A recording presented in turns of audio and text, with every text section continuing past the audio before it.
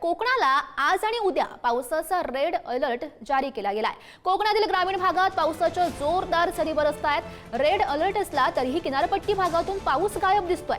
मंडणगड तालुक्यात 24 तासात 103 मिलीमीटर पावसाची नोंद झालेली आहे।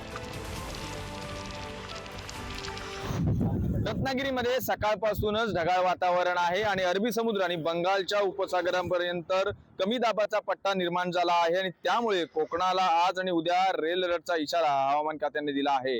जरी रेड अलर्ट असला तरी पण पाऊस मात्र सरींवरच आहे। कोकणातल्या ग्रामीण भागामध्ये सुद्धा पावसाच्या जोरदार सरी या बरसत आहेत। कमी दाबाच्या पट्ट्यामुळे समुद्र देखील खवळलेला आहे, तर किनारी भागामध्ये ताशी 45 किलोमीटर वेगाने देखील वारे वाहणार आहेत।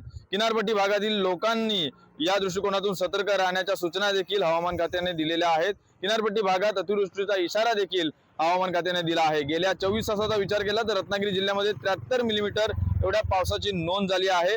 सर्वाधिक पाऊस हा मंडणगड तालुक्यात म्हणजे 103 मिलीमीटर एवढ्या पावसाची नोंद झालेली आहे। आज रेड अलर्ट आहे आणि त्यामुळे किनारपट्टी भागात सुद्धा या ठिकाणी पावसाची या ठिकाणी बरसात होणार आहे। त्यामुळे एकंदरीतच किनारपट्टी भागातील नागरिकांनी देखील सतर्कता आणि सावधानता बाळगण्याचे आवाहन प्रशासनाने केलेले आहे। राजन चव्हाण, पुढारी न्यूज, रत्नागिरी।